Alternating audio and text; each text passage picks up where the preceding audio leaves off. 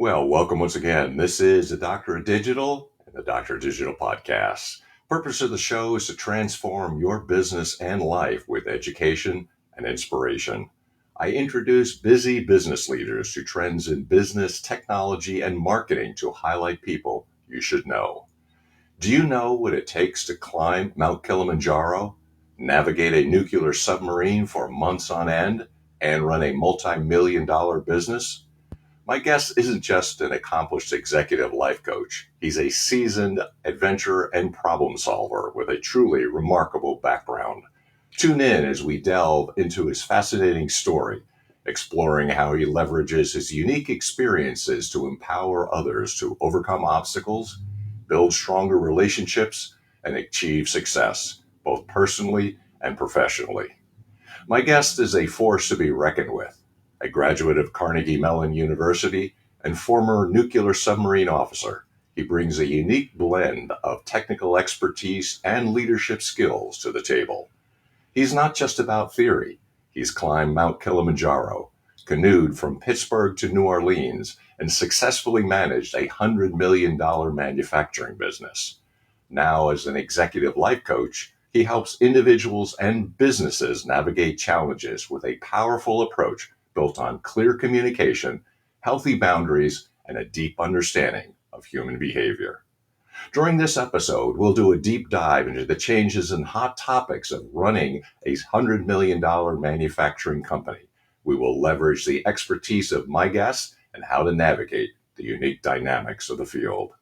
By the end of this episode, you'll be better equipped to know what to do, and I encourage you to contact my guest, Mike Starr, Executive Coaching Services. With that, welcome to the program, Michael. How are you today?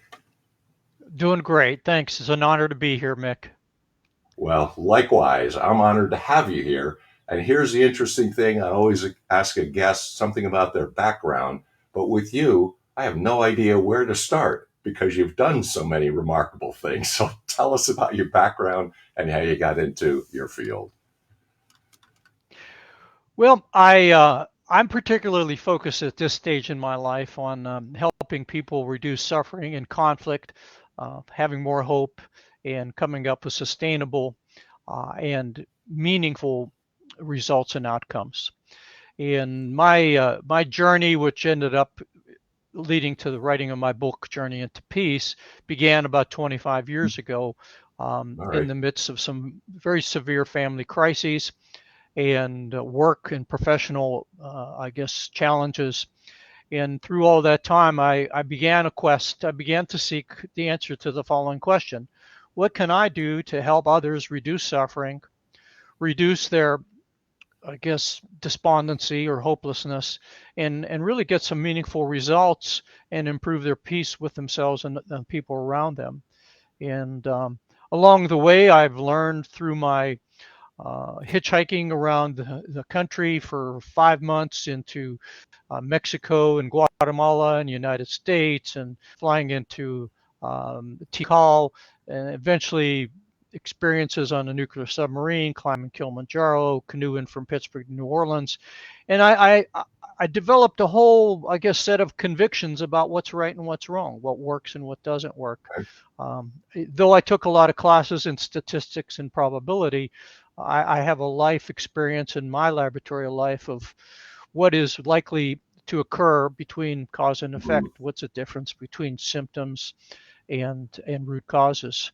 And so, in a nutshell, that's a little bit about my background and why I have decided to focus in on helping others to get along better with themselves and suffer less.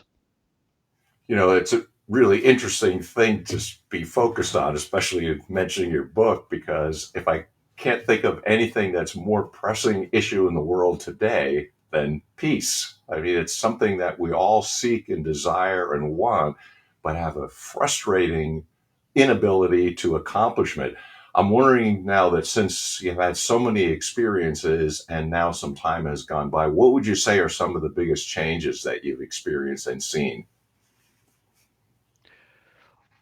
I think on a personal level, what I see is that there is a tendency to develop what I call contra identities. It's part of my language for peace, progress, and healing.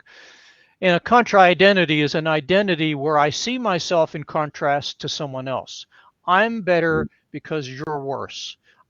I'm smart because you're I see. stupid.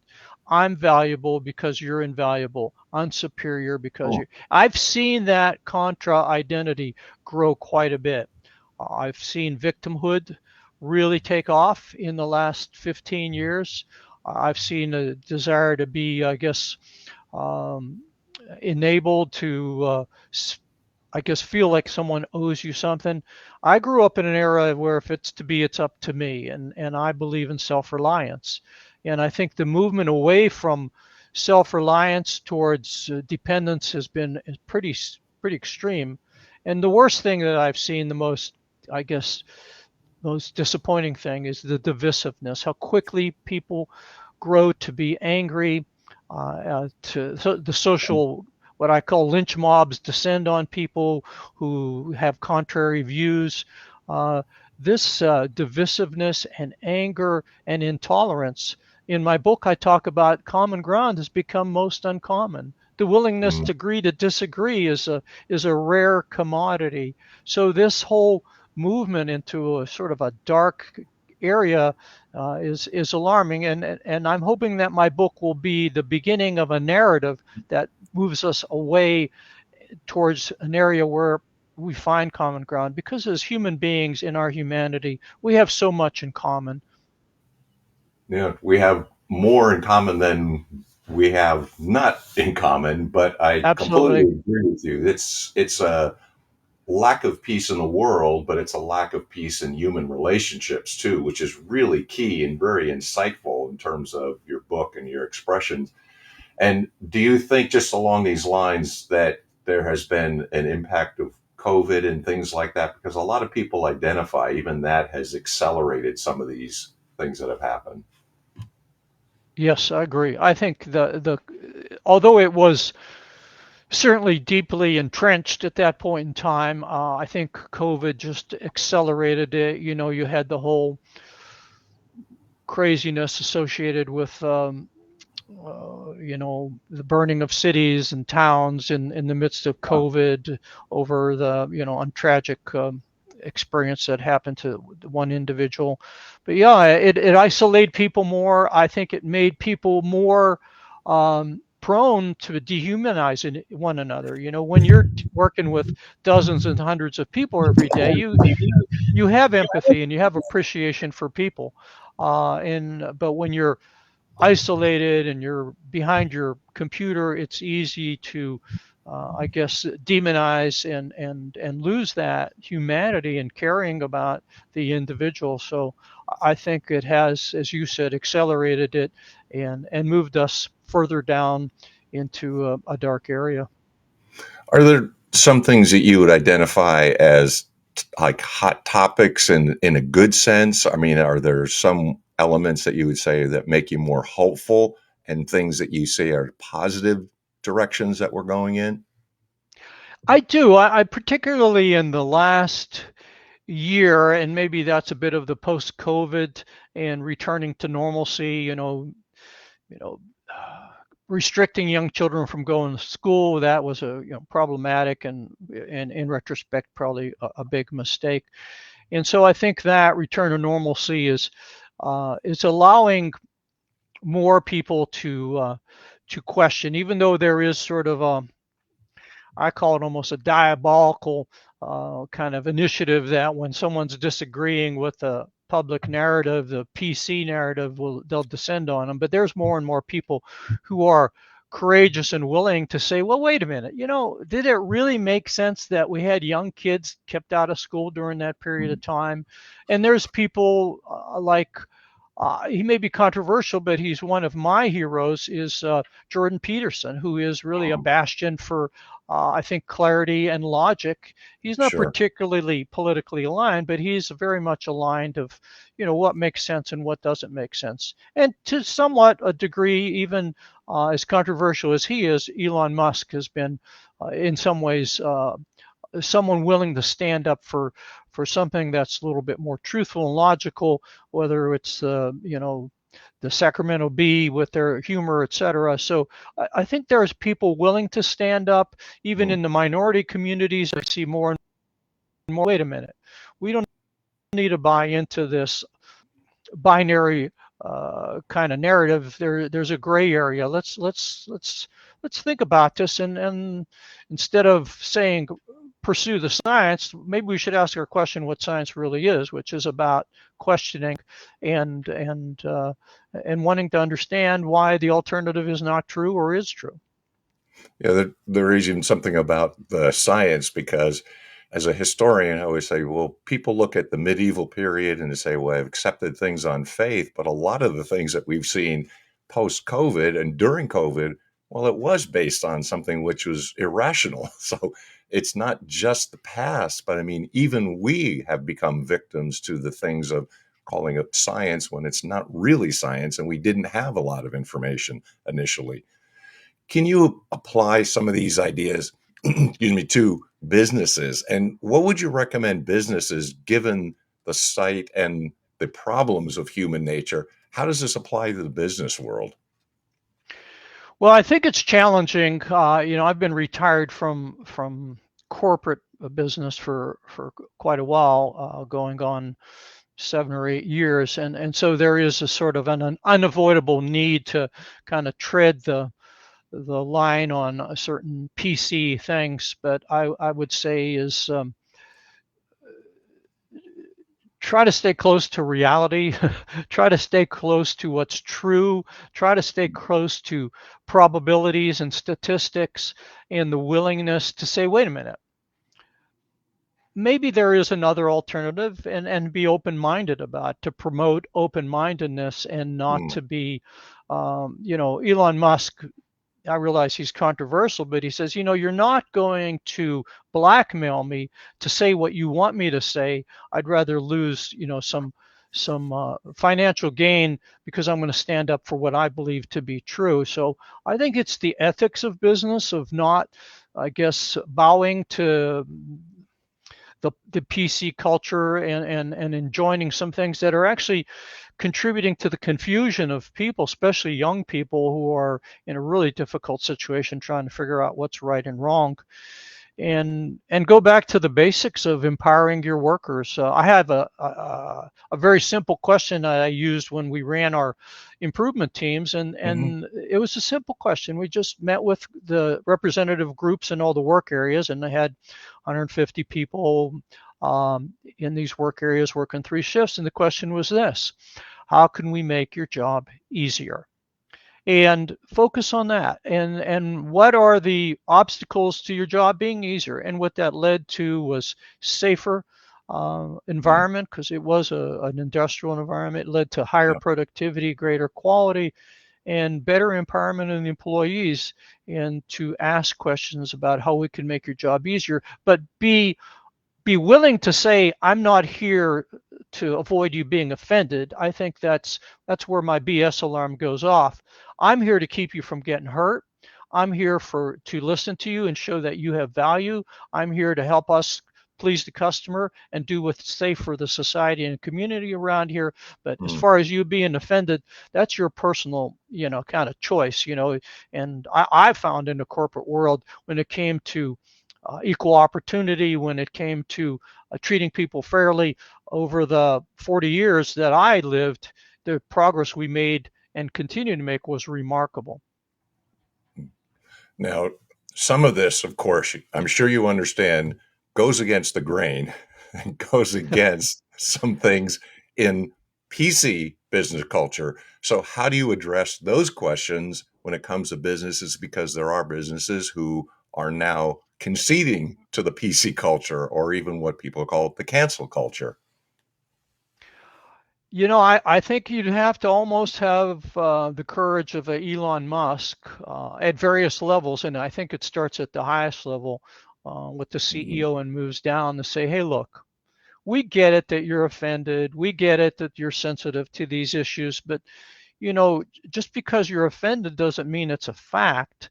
And as Jordan Peterson would say, part of healthy discourse, healthy dialogue is for people to naturally become offended. It's part of I agree and you disagree. So I think you've got to have courage from the top and say, we're willing to take some financial hits, because what's at stake is the heart of our country. What's at stake is the Yeah. sanity of our country. What's at stake is the sanity of our children. I really fear that our young people are on a disastrous course towards severe mental illness in the decades ahead. I'm very active in the NAMI community, National Alliance Right. for Mental Illness. I'm very Yes. active in the Al-Anon community, which is support for alcoholic families. I think I have some understanding about psychology and how we can help people. The degree of depression, of suicide, drug addiction, confusion, anger is it's almost at a critical mass, and we've got to say, look, this we need to turn the tide here, and we need to stand up for what's sane and right, for the good of not only the entire nation but for these young people who are really they're very malleable. And you could take somebody like Hitler and see what he did to the youth of his country, Yes. or Yep. even someone like Stalin and see what he did to the youth of their country. You repeat a lie long enough, and I think Goebbels said that if you repeat a lie long enough, it becomes the truth. And there's got to be people stand up and say, this is BS. My BS alarm is going off, and I don't care. It's going to hurt some of our profits, but we realize that not only do we have profits at stake here, but we have the heart of a very, I think, something I'm very proud of, very strong entrepreneurial and capitalistic society that has produced more good than it has harm. Yeah, absolutely. And the idea of extending the lie was it's the so-called big lie. So the bigger the lie, the easier it is to foist it upon the people. And that's unfortunate. And you've got a lot of big lies out there. I was wondering, could you talk a little bit about your expertise in terms of process and in terms of somebody working with you? Like, what do you do and what is that process like? So what could businesses benefit from your background, your expertise? Well, I think we all agree from a common ground in business is that we would, very few people would disagree that we want to reduce waste, which is part of the lean process and the continuous improvement in quality circles. So let's all agree that we don't want to have waste. We don't want to waste time, we don't want to waste money, we don't want to waste energy, and we Hmm. certainly don't want to waste human resources and human talent. So let's begin with that. And then I think we need to move on to just including our employees in the overall solving of problems, whether it be on the production line or in the service area, and and realize that who's important. Our customers are important, the community is important, Hmm. and the employees are important, as well as the stockholders. So there's a lot we could do. I had these improvement team meetings with, at one time I was running like 11 meetings a week with all three shifts, and I'd say, hey, how can we make your job easier? We'd write down their items that were legitimate on something I called the obstacle log. We posted in the work area and we updated it once a week. In one area, our major production line, we we actually eliminated almost 300 obstacles in 2 years, out of about 330. So a very high percentage rate of obstacles we could eliminate. And we stopped focusing on individuals. We stopped focusing on outcome. We focused on process. What can we do in the process of changing information from shift to shift, or in the process of even gathering tools, or knowing we had visual management where I could look out in the shop and say, hey, there's all the major parts for tomorrow's production line. So focus on process, and these obstacles we made in 2 years, Mick, which for those of you who are familiar with the production area, which I'm sure there's quite a few, we made a 60% improvement in 2 years on our production line, which was phenomenal, by reducing waste, by improving the handoffs through visual management, but most of all through including the employees' ideas. They felt really empowered, engaged, and we improved their personal safety. We reduced injuries. And, and you hate to see someone break a leg or have a bad laceration or lose an eye. And so injuries went down, productivity went up, quality went up, rework went down. by incorporating ideas from employees in a process focused on process, and to get away from, well, Joe on second shift or the supervisor or management Mhm. says, no, no, no.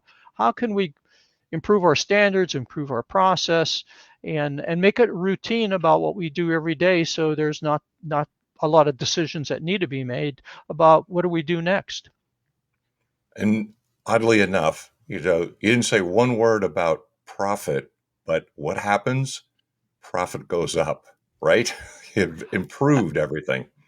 Absolutely, it's sort of like it's like if you improve your prep, as an old saying, success is preparation meeting opportunity. If you prepare well, success is likely. When I landed in Kilimanjaro Airport around midnight in the dark, after a year of preparation, getting ready to go on safari for a number of days, and then later on to climb Kilimanjaro, I said this to myself when I was standing waiting for my driver to take me to the hotel where we would begin the process of hiking. I says, "You're done. You're done. You've made the preparations. Let the game begin. There's nothing Mm. left to do." And that's the case. You focus on the preparations and not the outcome.